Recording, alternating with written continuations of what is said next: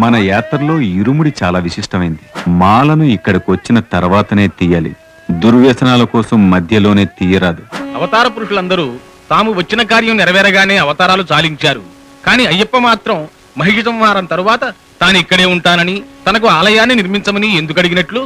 హనుమా, నియమాల మాలధారణ ద్వారా నా వ్రతదీక్ష భూని నరులు గీత దాటకుండగా గీత నాచరింపజేస్తాను. అది చూడండి, అదే శబరిగిరి. అయ్యప్ప స్వామి శబరిగిరీశుడు. ఆ విధంగా ఆ శబరిగిరీశుని సేవించడానికి ప్రధాన అర్చకునిగా గోదావరి తీరాన ఉన్న ర్యాలి గ్రామవాసి మన తెలుగువాడు అయిన పరమేశ్వర శాస్త్రి నియమించబడ్డారు.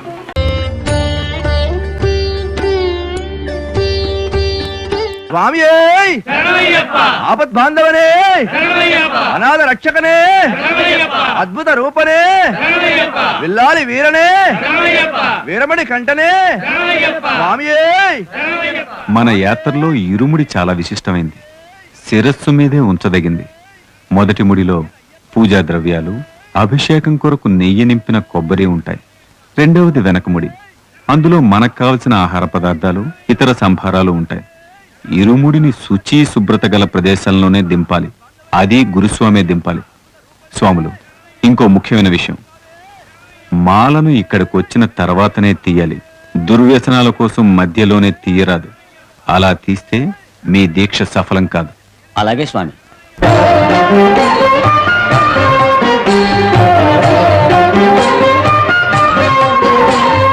కనిని ఎరుగని ధనయోగం, జగములు ఎరుగని జపమంత్రం. కనిని ఎరుగని ధనయోగం, జగములు ఎరుగని జపమంత్రం. ఇంద్రియములనే తలవంచి, ఇరుముడినే తన తలదాల్చి. ఇంద్రియములనే తలవంచి, ఇరుముడినే తన తలదాల్చి. స్వామి శరణం అయ్యప్ప అని సాగే భక్తుల సందోహం. స్వామి శరణం అయ్యప్ప అని సాగే భక్తుల సందోహం. స్వామి శరణం అయ్యప్ప శరణం, స్వామి శరణం అయ్యప్ప శరణం, స్వామి శరణం అయ్యప్ప శరణం. కనిని ఎరుగని ఘనయోగం, జగములు ఎరుగని జపమంత్రం.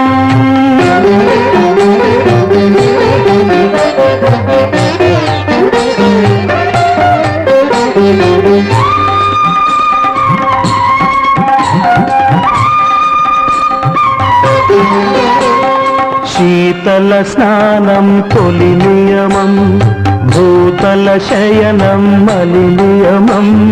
శీతల స్నానం తొలి నియమం, భూతల శయనం మలి నియమం. ఏకభుక్తమే ఊటో నీకు అర్పణం ఊటో, ఏకభుక్తం భవార్పణం. దైహిక భోగం విడిచేది, ఐహిక భోగం మరిచేది. భక్తి ప్రపత్తులు దాటేది, శరణు శరణమని చాటేది. స్వామి శరణం అయ్యప్ప శరణం, స్వామి శరణం అయ్యప్ప శరణం, స్వామి శరణం అయ్యప్ప. పందల రాజవంశీయులు నమస్కారం పెట్టుకోండి. పందల రాజకుమారనే స్వామియే అయ్యప్ప, స్వామియే అయ్యప్ప, స్వామియే అయ్యప్ప, స్వామియే అయ్యప్ప, స్వామియే అయ్యప్ప. స్వామి శరణం. స్వామి, మనందరం వారికి ఎందుకు నమస్కరించాలి? స్వామి సన్నిధానం చేరుకునే ముందు పందల రాజవంశీయుల ఆశీస్సులు తీసుకోవటం ఆచారం. ఉత్తరాయణ పుణ్యకాలం ప్రవేశించిన మకర సంక్రాంతి నాడు తనకి ఆభరణాలు అలంకరించవచ్చని అయ్యప్ప తన తండ్రికి వరం ఇచ్చాడు. సంక్రాంతికి 3 రోజులు ముందుగా ప్రస్తుత పందళదేశ రాజుకోట నుండి ఆభరణాలు బయలుదేరతాయి. స్వామి యోగనిష్టలో ఉన్న తేజోమూర్తి, స్వర్ణాభరణాలు స్వామికి అలంకరించగానే లోహ సంయోగం వల్ల అనంత శక్తివంతమైన మహాతేజస్సు ఉద్భవిస్తుంది. వెంటనే అయ్యప్ప స్వామి జ్యోతి స్వరూపుడై భక్తులకు మకర జ్యోతిగా సాక్షాత్కరిస్తాడు. జ్యోతి స్వరూపునే లోహ సంయోగ శక్తి వల్ల పుట్టిన తాపోపశాంతికి భక్తులు ఇరుముడిలోంచి తమ నేతినే మొదటిగా అభిషేకం చేయాలని ఉత్సాహపడుతూ ఉంటారు. అలా స్వామి శారీరక తాపాన్ని తగ్గించామన్న తృప్తితో ఆత్మానందాన్ని పొంది భక్తులు తరిస్తున్నారు. అభిషేకించిన నీతిని స్వీకరిస్తే సమస్త రోగాలు నశిస్తాయి. స్వామి, ఈ వావత్సం అంటే ఎవరు? ఈయన ఒకప్పుడు పెద్ద బందిపోటు, విదేశీయుడు. మన దేశం వచ్చి దారులు కొల్లగొడుతూ ప్రజల్ని నానా బాధలు పెట్టేవాడు. ప్రజల బాధలు తెలుసుకున్న అయ్యప్ప స్వామి ఒకరోజు వావర్ని కలుసుకున్నాడు. వావరు, నీవు ప్రజలను ఎందుకు పీడిస్తున్నావు? నీకేం కావాలి? నీ దేశంలో వజ్రాలు వైడూర్యాలు కోకొల్లలుగా ఉన్నాయి. అవన్నీ నాకు కావాలి. అంతేగా, సరే తీసుకో.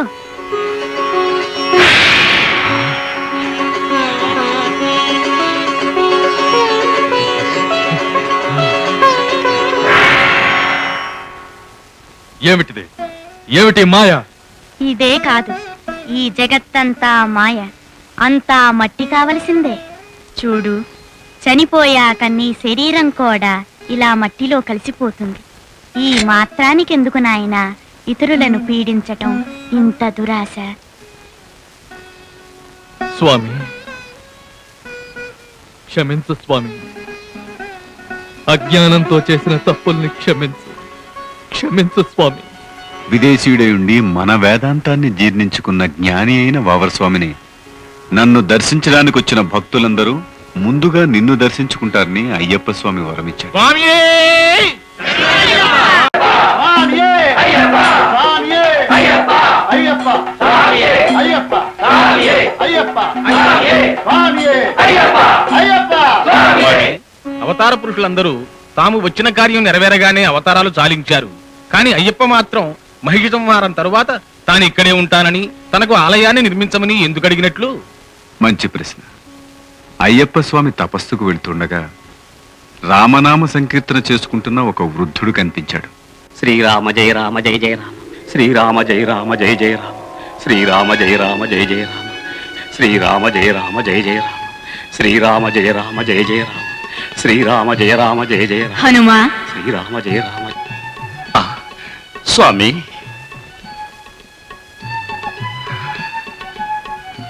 మళ్ళీ నీ దర్శన భాగ్యం కలిగించావా స్వామి? నామజపం చేస్తూ ఎవరి కొరకి నిరీక్షణ? సర్వాంతర్యామివైన నీ కొరకే ఆనాడు కురుక్షేత్రంలో శ్రీకృష్ణ పరమాత్మ ఉభయ సేనల నడుమ రథము నిలిపి అర్జునునకు గీతోపదేశం గావించాడు. బంధునాశనానికి విరక్తుడైన పార్థుని కార్యోన్ముఖుని కావించడానికి బోధించిన గీతా సందేశాన్ని జెండాపై ఉండి వినటం విద్యాచౌర్యంగా భావించాను. మన్నించమని మాధవుని శరణు వేడాను. నీవు వింటున్న సంగతి నాకు తెలుసు.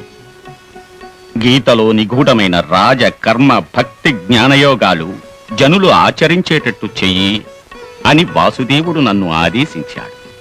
నేను కూడా యథాశక్తి శ్రీకృష్ణుని ఆజ్ఞను ఆచరణలో పెట్టాను. ప్రభు, గీతాకల్పతరు ప్రసాదించిన ఈ అమృత ఫలాలు విద్వాంసులకి పండితులకు మాత్రమే లభ్యం అవుతున్నాయి. సామాన్య మానవులు కూడా గీతామృతాన్ని ఆస్వాదించగలిగిన నాడే సీత గీత పుట్టిన ఈ నేల ఆచంద్రార్కం సుఖశాంతులతో విరాజిల్లుతుంది. హరిహరనందన, త్రేతాయుగమునందు శ్రీరామ పాదసేవా భాగ్యము, ద్వాపరమందు గీతామృతము పంచు భాగ్యము నాకు లభ్యమయ్యాయి. కాని కలియుగంలో ఈ నరులు నైతిక విలువలు కోల్పోయారు. భక్తి వీడి రక్తికి దాసులై స్వేచ్ఛగా దుష్కర్మలాచరిస్తూ సంచరిస్తున్నారు. చిరంజీవినై ఉన్నది ఈ ఘోరకలిని చూడడానికే నా ప్రభు. కామ క్రోధ లోభ మోహ మదమాశ్చర్యాలకు లోనైన మానవాళిని కర్మయోగం ద్వారా భక్తి మార్గాన్ని నడిపించు ప్రభు. గీతని సర్వజనోపయోగంగా మార్చు. ఆ అదృష్టంతో జీవుల్ని పునీతుల్ని గావించు ప్రభు. హనుమా, నియమాల మాలధారణ ద్వారా నా వ్రతదీక్ష భూని నరులు గీత దాటకుండగా గీత నాచరింపజేస్తాను. గీతను జనయోగంగా మార్చి వారి జన్మలు ధన్యము గావిస్తాను. ధన్యోస్మి స్వామి, ధన్యోస్మి.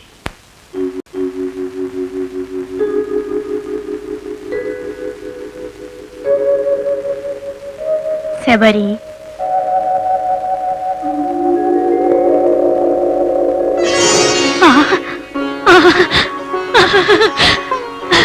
రామా రామా, కోదండ రామా, ఈ ముగ్ధ మోహనాకారంతో సాక్షాత్కరించావా ప్రభు? భద్రుణ్ణి అనుగ్రహించి నన్ను మరిచి వెళ్ళిపోయావా తండ్రి? రామా, ఆనాడు భద్రుడు భక్తికి మెచ్చి మోక్షము ప్రసాదించి భద్రగిరి మీద వెలిశాను.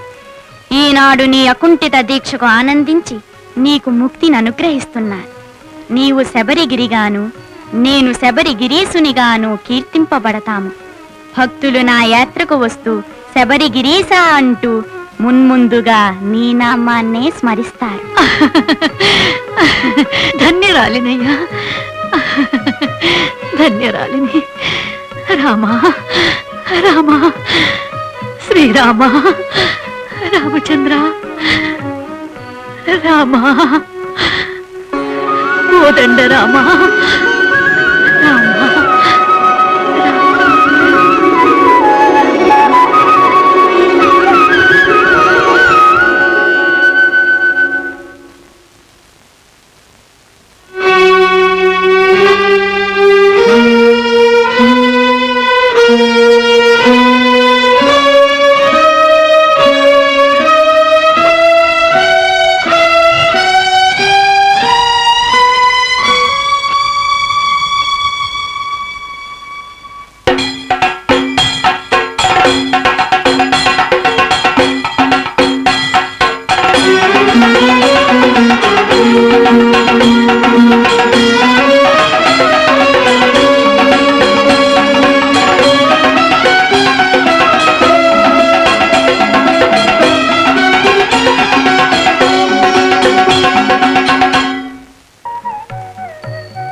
మునీంద్ర, తమ రాక మాకు ఆనందదాయకం.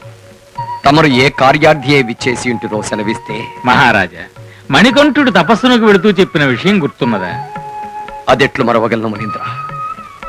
తన సందేశము వచ్చినప్పుడు ఆలయ నిర్మాణము గావించమని చెప్పి ఉన్నాడు. ఇప్పుడు నేను వచ్చినది ఆ సందేశముతోనే మహారాజా. మనము తక్షణమే బయలుదేరి స్థల నిర్ణయం గావించి ఆలయ నిర్మాణమును ప్రారంభించవలసి ఉన్నది. మహద్భాగ్యం మునీంద్ర.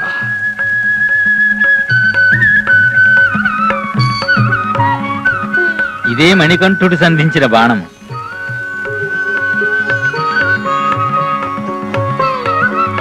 దేవశిల్పి, ఆలయ నిర్మాణానికి స్థల నిర్ణయం కావించండి. స్థల నిర్ణయం అయ్యప్ప స్వామియే చేసుకున్నారు.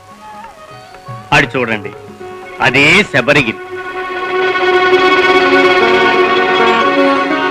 అయ్యప్ప స్వామి శబరిగిరీశుడు.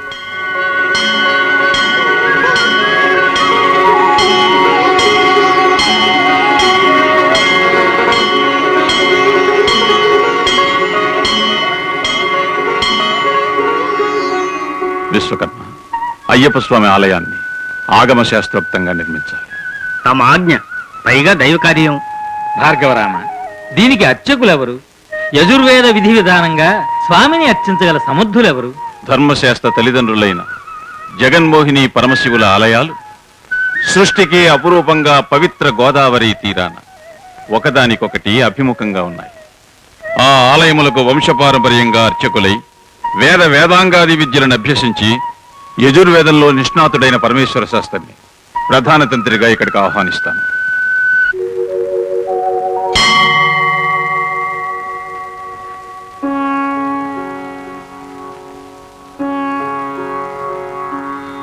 స్వామి జగన్మోహిని కేశవ స్వామి, సాలగ్రామ శిల, స్వయంభూ. వెనుక జగన్మోహిని ఆకారం, ముందు కేశవ స్వామి పురుష రూపం, గదతో హస్తం. 4 వేళ్లకి ఉంగరాలు, స్పష్టంగా గోళ్ళు, కంఠమాల, కంఠం ముడతలు పడినట్లుగా ముడతలు. శ్రీదేవి భూదేవి భార్యలు, రుక్మణి సత్యభామ గరుత్మంతుడు. విష్ణు పాదోద్భవీం గంగా, గంగ విష్ణు పాదమందు సదా ప్రవహిస్తూ ఉంటుంది.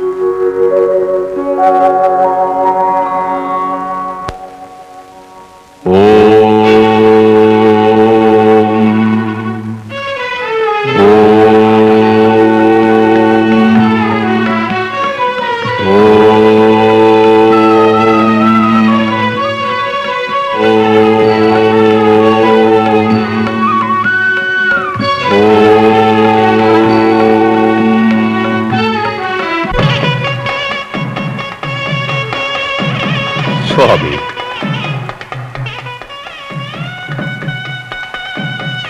పరమేశ్వర శాస్త్రి, నిన్ను అయ్యప్ప స్వామి ప్రధానార్చకుడిగా నియమిస్తున్నాను. మహాప్రసాదం. పరమేశ్వర శాస్త్రి, అయ్యప్ప స్వామికి తంత్రమే ప్రధానంగా అంగన్యాస కరన్యాసాలతో అర్చన జరపాలి. చిత్తం. మూల మంత్రం ఉపదేశిస్తాను. ఓం గ్రూం నమః పరాయ గోప్త్రే నమః. ఓం భ్రూం నమః పరాయ గోప్త్రే నమః. దీనిని అనుసంధానించి తంత్రి అని పిలువబడుతూ స్వామిని ఆరాధించి తరించు. చిత్తము స్వామి.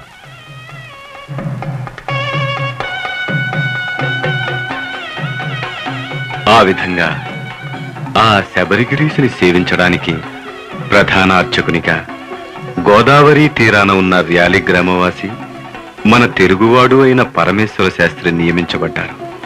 నాటి నుంచి నేటి వరకు ఆ వంశీకులే ప్రధాన తంత్రిగా నియమింపబడుతూ ఉన్నారు.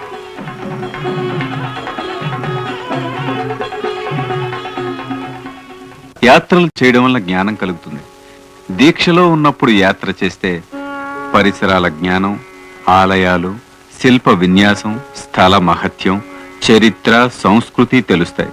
ఆధ్యాత్మిక భావన కలుగుతుంది. అదే యోగం అంటే జ్ఞానం. జ్ఞానాన్నిచ్చేది కుండలినీ శక్తి.